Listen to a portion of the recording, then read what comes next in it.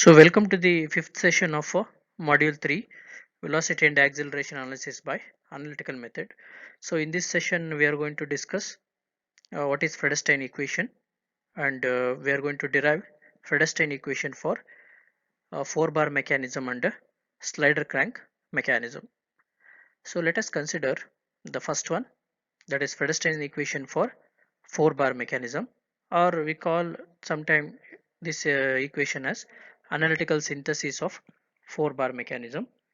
So in order to derive the Fredestein's equation, let us consider a 4 bar mechanism ABCD, so which have the lengths of the link small a, small b, small c and d. So AD represent the fixed link or frame, whereas AB is the crank, BC is the connecting rod and CD is the rocker.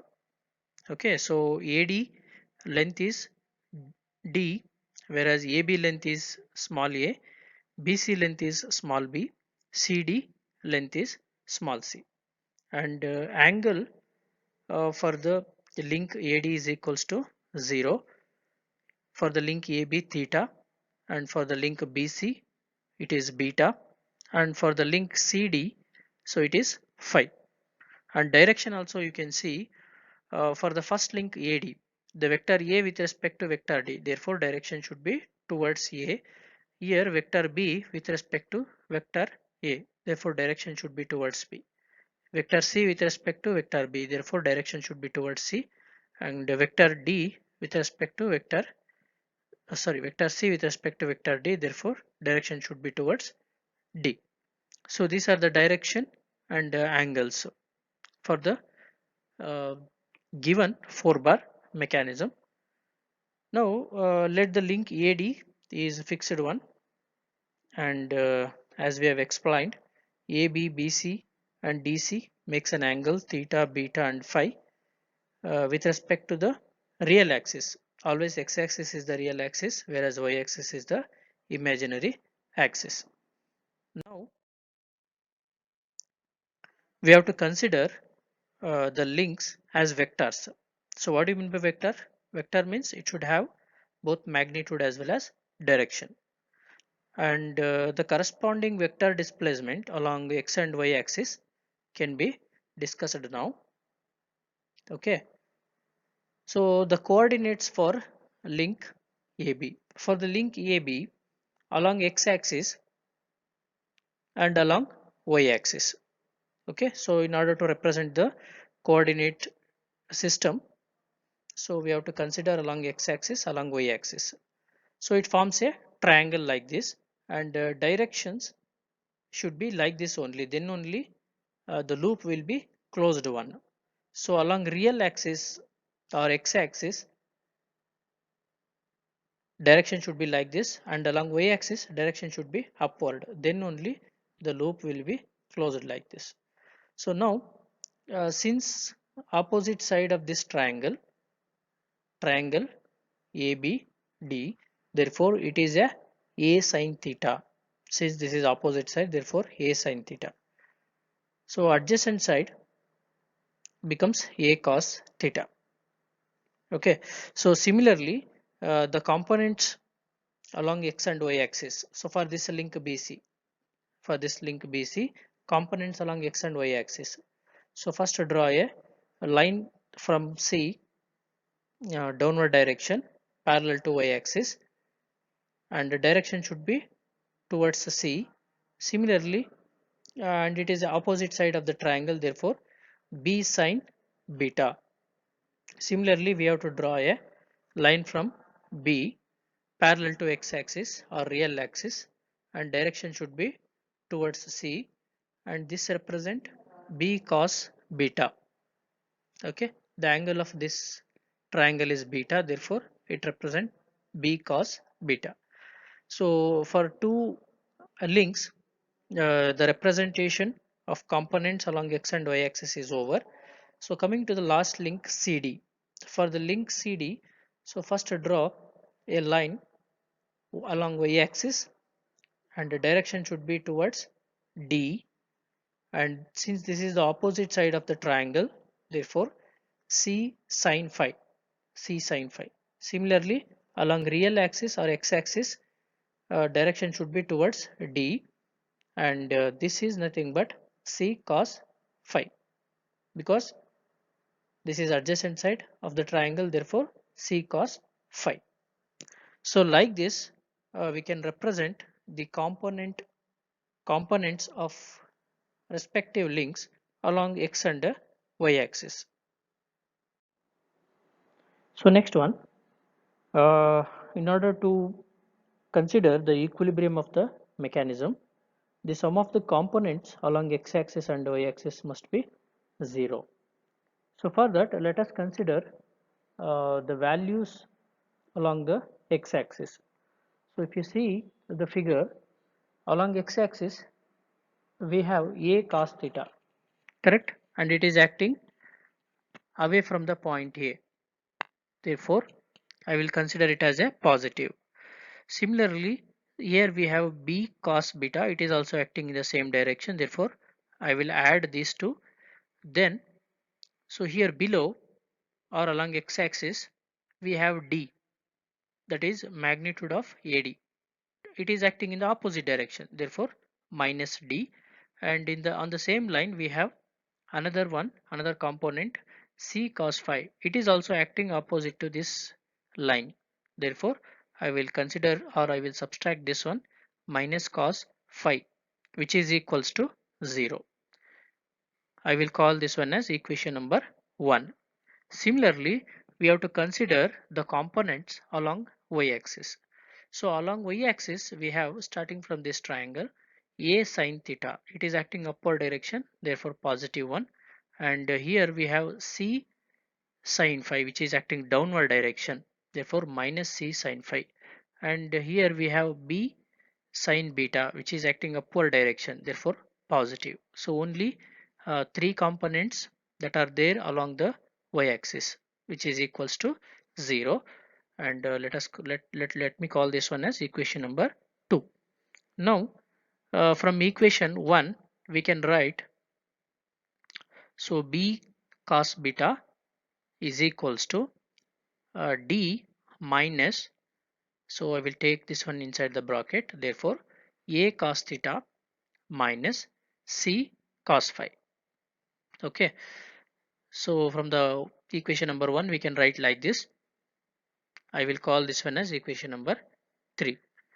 Now from the equation 2 also it can be written as b sine beta is equals to, so I will take this b sine beta, and the remaining components are a sine theta minus c sine phi. Okay, so because in the equation 1 and the equation 2 we have beta term, I am separating the beta term. So let me call this one as equation number 4. Now squaring and adding equation number 3 and 4. So what happens? So here in the left hand side we have b cos beta, it becomes b square cos square beta plus b square sin square beta is equals to, so the whole square, that is a d minus a cos theta minus c cos phi into whole square plus this whole square. Okay, this whole square, just a minute. So this is equation number 2, correct? So here it should be minus, so therefore, so here we have to consider this equation, minus into a sin phi minus c sin theta sin phi whole square. So now here we can take a b square as common, it becomes outside this bracket, therefore cos square beta plus sin square beta is equals to, so here a minus b whole square, Therefore a square minus 2ab plus b square. So in the form of a square minus b square, we have to expand this. Similarly here also we have minus term, therefore after this squaring, this minus get cancelled, therefore a sine theta minus c sine phi whole square you will get. So in the next step, we know that sine square theta plus cos square theta is 1, therefore this becomes 1. Okay, so minus is equals to d square minus, so multiply this 2d, so what happens, 2ad cos phi cos theta plus minus into minus plus 2cd cos phi plus, here again a minus b whole square formula, so we have to expand it, a square minus 2ab plus b square form, plus again we have a minus b whole square, so we have to expand it. So after expanding this, we got this equation. Similarly after expanding this one, so we got this one, that is a square cos square theta minus 2ac cos theta into cos phi plus c square cos square phi after expanding this. So next one is we have to identify the common terms. So here we have a square, therefore take this one as a constant, it becomes cos square theta plus sine square theta, because here also we have a square. Okay, similarly we have c square, you take it common or constant, common outside the bracket, therefore cos square phi, and here also we have c square, therefore sine square phi minus 2ac. So here also we have 2ac, here also we have 2ac, this is 2ac, this is 2ac, therefore minus 2ac is common, take it outside, cos theta into cos phi plus sine theta into sine phi. So next one, after taking the commons and constants, so the equation becomes b square is equals to d square minus 2ad cos theta plus 2cd cos phi plus a square plus c square, because here the sine square theta plus cos square theta it becomes 1, here also sine square phi plus cos square phi it becomes 1, therefore we got a square and c square here minus 2ac into cos theta minus phi, because it was in the expanded form, therefore we can write it as a cos theta minus phi. Now I will write this one, b square is equals to a square plus c square plus d square minus 2ad cos theta plus 2cd cos phi minus 2ac cos theta minus phi. So now I will take this one, that is 2ac cos theta minus phi to the left hand side, therefore a square plus c square plus d square minus, it becomes minus b square minus 2ad cos theta plus 2cd cos phi. Okay, now this cos theta minus phi can be written as, because I'm going to multiply 2ac on both the divide 2ac on both the side, therefore here 2ac get cancelled, so in the right hand side it becomes a square plus c square plus d square minus b square divided by 2ac, and here in place of 2ad, in place of 2ad, so this 2 and a get cancelled, therefore remaining terms are d by c cos theta plus, here also 2 and c get cancelled, the remaining terms are d by a cos phi. So above equation can be written as cos theta minus phi is equals to k1 cos phi minus, so this is k1 cos phi minus k2 cos theta, and this is k3. Okay, so this equation can be written like this: k1 cos phi k minus k2 cos theta plus k3. So this equation is called Fredestein's equation, whereas k1 is nothing but what? See this equation, this is k1, no? D by a. K1 is d by a, and k2 is d by c, whereas k3 is a square minus a square plus c square plus d square minus b square divided by 2ac. So this equation is called Fredestein equation for 4 bar mechanism. So next one is Fredestein's equation for slider crank mechanism, or we call it as analytical synthesis of slider crank mechanism. So for this, let us consider a slider crank mechanism, a offset slider crank mechanism, because this is a fixed point here. Slider is offset from the fixed point or from the real axis E dash. Okay, this offset distance is E dash. So here link AB acts as a crank whose radius or magnitude is R, whereas BC acts as a connecting rod whose length is L, and the distance between the fixed point, that is AC, we are going to call it as X. Okay, now in order to represent the coordinate system, so I'm going to draw a line like this. So this forms triangle like this, whereas adjacent side is r cos theta, whereas this opposite side is r sin theta.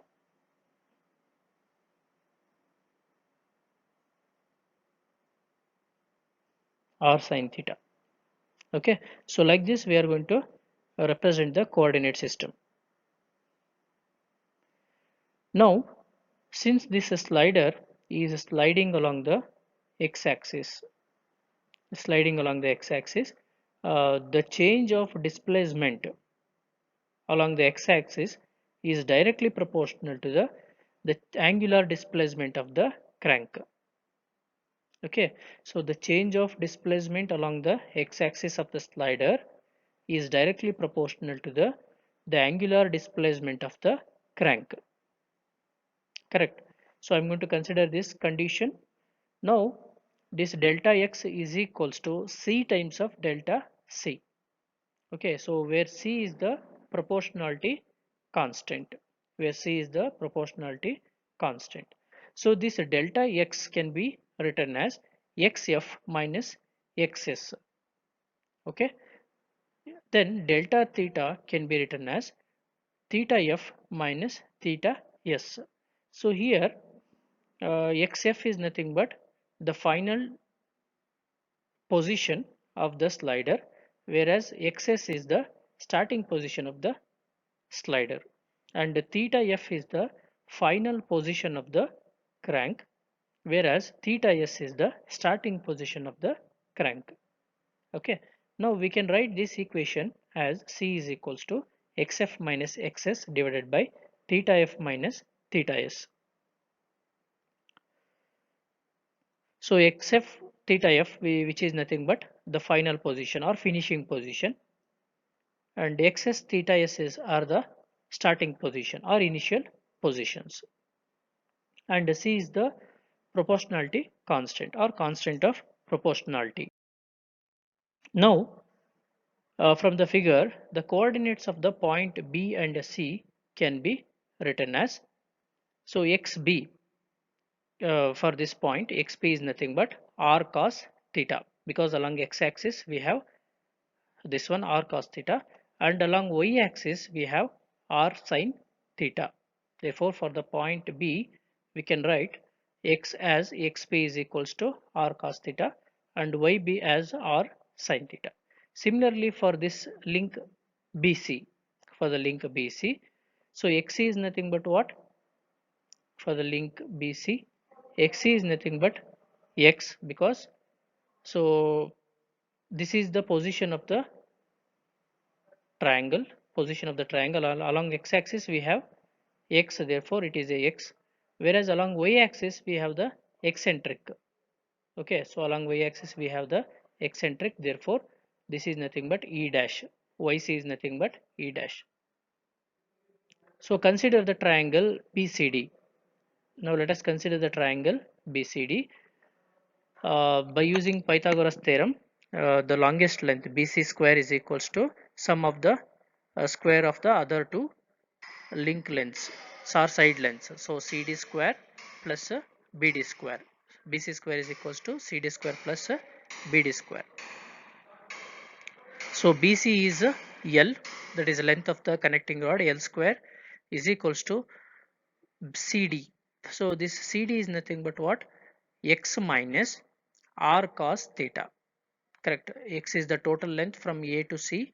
X minus R cos theta whole square. Similarly for BD, so the entire length is R sin phi. Correct. So for this triangle, the entire length is R sin theta. So BD means R sin theta minus this E dash eccentric or the offset distance whole square. Now it is of the form a minus b whole square, therefore we have to expand it. A square minus 2ab plus b square. Similarly it is also a minus b whole square form, therefore a square minus 2ab then plus b square. Now so we have to simplify the above equation. After simplifying, we got x square plus e dash square plus r square is common here, take it outside, therefore sin square theta plus cos square theta minus remaining term 2xr cos theta and minus 2r sin theta into e dash. Okay, so therefore x square plus e dash square plus a sin square theta plus cos square theta is 1, therefore r square minus remaining these two terms, that is 2xr cos theta minus 2r e dash sin theta. Okay, so here in the above equation I will separate x square, or I will take it out from the, or left side I will, the left side of the equation I will take.